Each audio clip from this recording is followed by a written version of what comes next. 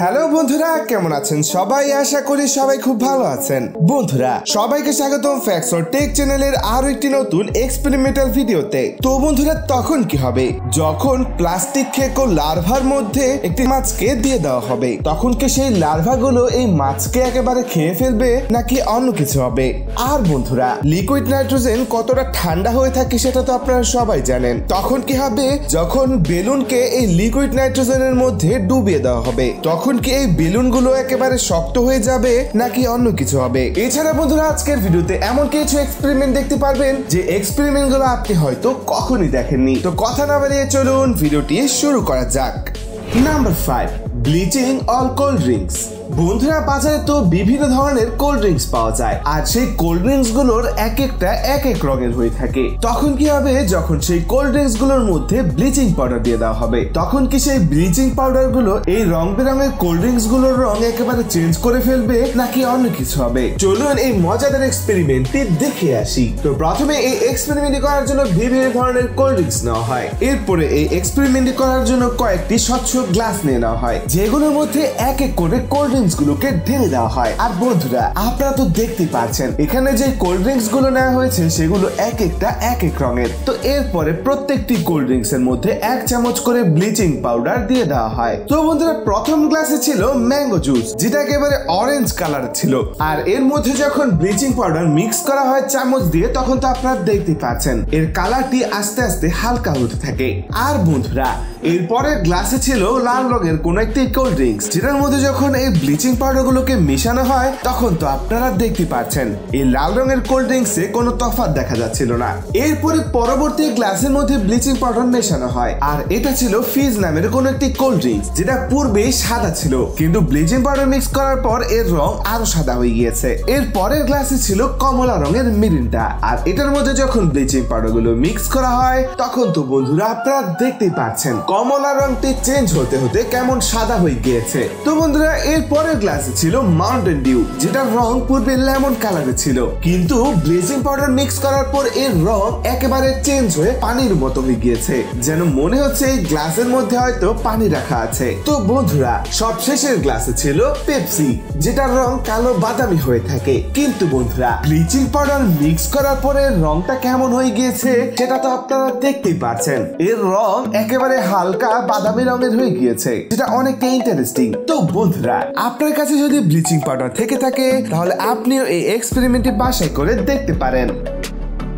Number 4, rocket টি bag. বন্ধুরা এখন যে এক্সপেরিমেন্টটি দেখতে পারবেন সেই এক্সপেরিমেন্টটি আপনিও বাসায় করে দেখতে পারেন। তো এর জন্য প্রথমেই কয়েকটি টি ব্যাগ নিয়ে নেওয়া হয়, যে টি ব্যাগের ভেতরে চা পাতাগুলোকে খুলে রেখে দেওয়া হয়। এরপরে সেই টি ব্যাগের কাগজগুলোকে এভাবে লম্বাভাবে দাঁড় করিয়ে দেওয়া হয়, আর এরপর যখন একটি গ্যাস লাইটারের মাধ্যমে প্রত্যেকটি টি ব্যাগের মধ্যে আগুন ধরিয়ে দেওয়া হয়, তখন তো আপনারা দেখতে পাচ্ছেন প্রত্যেকটি টি ব্যাগ ফানুসের মতো আকাশে উড়ে যাচ্ছে, যেটাকে দেখতে অনেকটা ইন্টারেস্টিং লাগছিল। তো বন্ধুরা আপনার বাসায় যদি টি ব্যাগ থেকে থাকে তাহলে আপনিও এই এক্সপেরিমেন্টটি বাসায় করে দেখতে পারেন।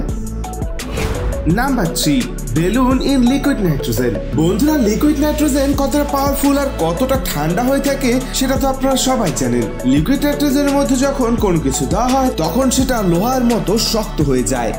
তখন কি হবে যখন ফুলানো বেলুনকে এই লিকুইড নাইট্রোজেনের মধ্যে দিয়ে দেওয়া হবে তখন ঠিক কি ঘটবে চলুন দেখে আসি। তো প্রথমে এই এক্সপেরিমেন্ট করার জন্য কয়েকটি বেলুনকে ফুলিয়ে নেওয়া হয়, এরপর একটি পাত্রের মধ্যে লিকুইড নাইট্রোজেন নেওয়া হয়। আর বন্ধুরা এরপর যখন একটি বেলুনকে এই লিকুইড নাইট্রোজেনের মধ্যে আস্তে আস্তে ডুবানো হয় তখন তো আপনারা দেখতে পাচ্ছেন বেলুনটি একেবারে পাপড়ের মতো পাতলা চিকন হয়ে গিয়েছে। অবাক করা বিষয় এটা হচ্ছে যে এর ভিতরের হাওয়াগুলো কোথায় বা গেল।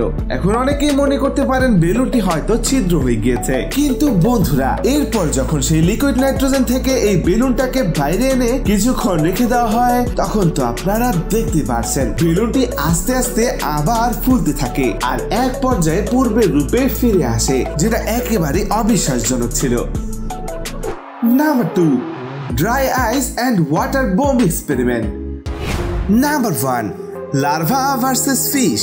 তো বন্ধুরা এই লার্ভাগুলো যে কতটা ভয়ঙ্কর হয়ে থাকে সেটা তো আপনারা সবাই জানেন, যেটা প্লাস্টিককেও খেয়ে ফেলতে পারে। তখন কি হবে, যখন একটি মাছকে এই লার্ভাগুলোর উপরে দিয়ে দেওয়া হবে, তখন কি এই প্লাস্টিক খেয়ে লার্ভাগুলো এই মাছটাকেও একেবারে খেয়ে ফেলবে? আর এই লার্ভাগুলোর এই মাছটাকে খেতে কতদিন সময় লাগবে চলুন এই এক্সপেরিমেন্ট থেকে দেখে আসি। তো এই এক্সপেরিমেন্টটি করার জন্য এই লার্ভাগুলোর মধ্যে একটি মাছ দিয়ে দেওয়া হয়, আর আপনারা তো দেখতে পাচ্ছেন 5 ঘন্টা চলে যায়, 10 ঘন্টা চলে যায়, 15 ঘন্টা চলে যায়, আর আপনারা তো দেখতে পাচ্ছেন এই লার্ভাগুলো আস্তে আস্তে মাছটাকে উপর দিক দিয়ে কভার করতে থাকে, অর্থাৎ আস্তে আস্তে খেতে থাকে।